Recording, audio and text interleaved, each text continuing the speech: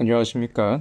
출국 전 오리엔테이션 중국 노동법의 이해 강의를 진행하게 된 전연수 노무사입니다. 반갑습니다. 중국에 출국하기 전에 알아두면 좋을 중국 노동법령의 내용들에 대해서 오늘 함께 알아보도록 하겠습니다. 한국하고 중국의 노동법률이 다르기 때문에 중국에서 일을 하기 전에 어떤 법령의 내용들이 적용되는지 좀 검토를 하고 하시는 것이 도움이 될 수 있을 거라고 생각이 됩니다. 오늘 컨텐츠 먼저 보시면요. 첫 번째로는 근로계약, 특히 중국의 노동법률들이 어떻게 규정이 되어 있는지부터 간략하게 설명을 드린 다음에 근로계약의 유형이나 근로계약의 체결 방식 등에 대해서 검토를 하도록 할 것이고요. 두 번째로는 중국에서도 부당해고, 불법해고가 있습니다. 그래서 어떤 경우에 부당해고에 해당할 수 있는지, 그리고 부당해고에 해당했을 때 근로자가 어떤 구제를 받을 수 있을지에 대해서도 좀 같이 알아보는 시간 갖도록 하겠습니다.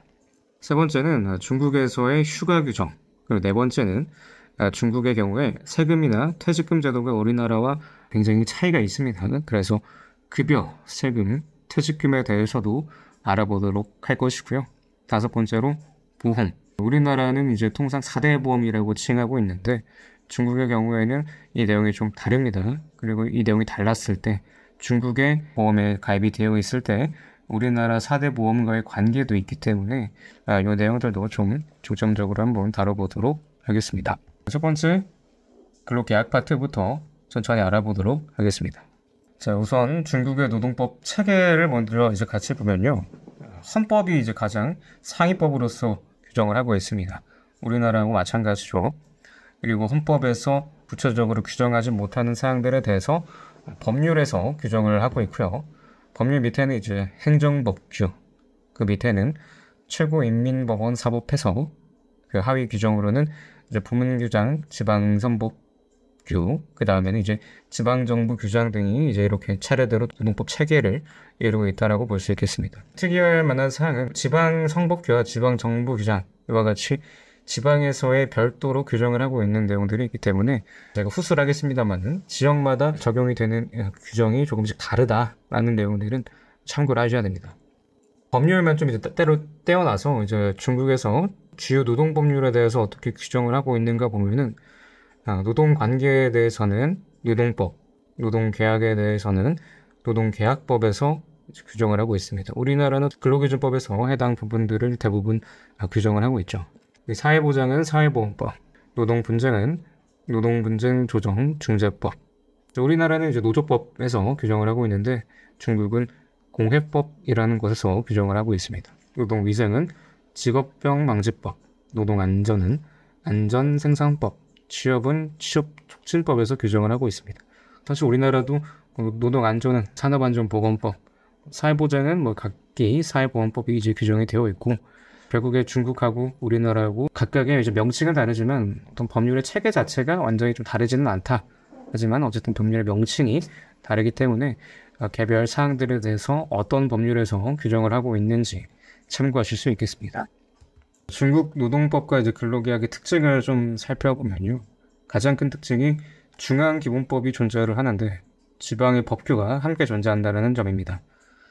결국에 중국은 땅덩어리가 굉장히 넓고 민족도 다르고 다양하고 그렇기 때문에 하나의 법규를 가지고 모든 지역에 대해서 일률적으로 적용하는 게 좀 제한이 되기 때문에 현실적인 부분을 고려한 내용이라고 볼 수가 있겠습니다. 그래서 이제 경제사회 발전 수준의 차이, 그리고 민족이나 문화 및 사고방식의 차이, 그리고 지리적 요인에 의한 기후 조건의 차이 등으로 인해서 기본법을 전국적으로 이제 일률적으로 적용하는 것이 어려운 중국의 현실을 고려해서 중앙의 법률 법규에 저촉되지 않는 범위 내에서 지방 법규의 제정이 활용되고 있다.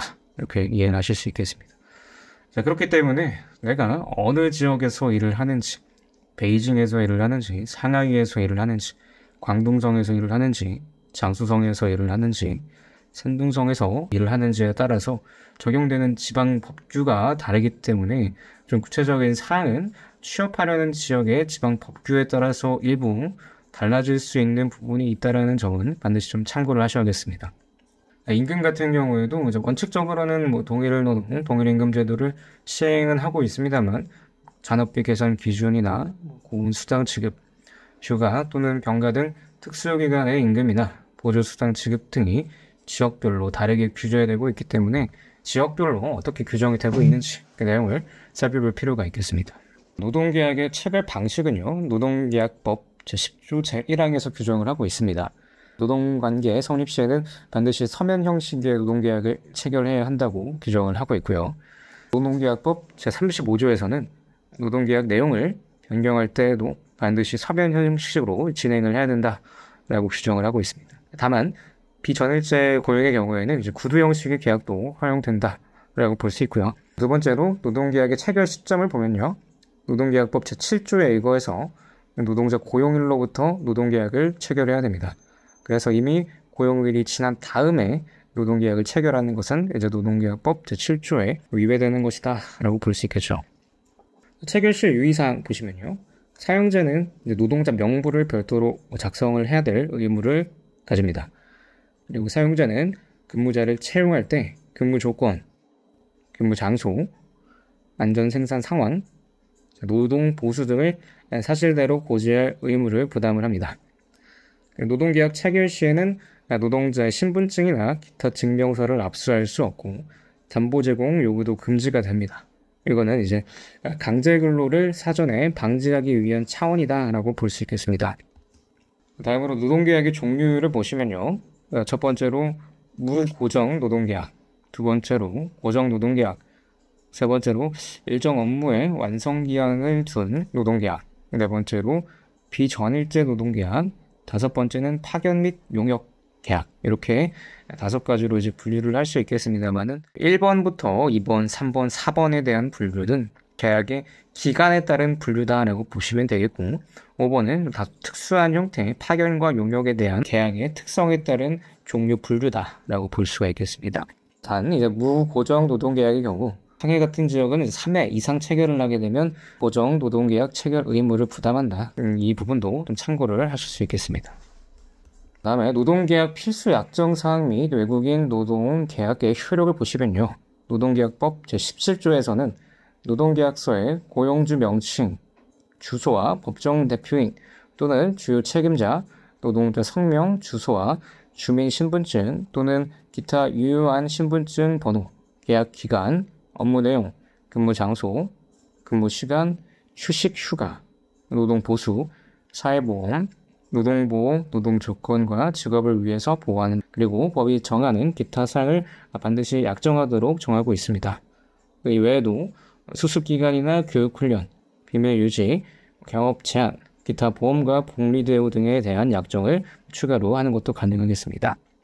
그리고 외국인 노동계약의 효력과 관련해서 최고인민법원 노동분쟁사건 심리사법 해석 제33조에 따라서 회사와 주재원 간 노동계약이 체결되었다고 하더라도 사법기관의 노동관계 존재 여부의 판단은 법적 취업 허가 증명서, 즉 외국 전문가증 보유와 외국인의 재중국 업무 허가증 취득 유무에 따라서 내려진다라고 하고 있습니다. 외국인 같은 경우에는 노동계약을 체결하더라도 그것만으로 족하는 것이 아니라 외국 전문가증 보유와 외국인의 재중국 업무 허가증을 취득한 경우에만 사법기관에서 노동관계 존재 여부를 판단을 해준다라는 내용으로 볼 수가 있겠습니다.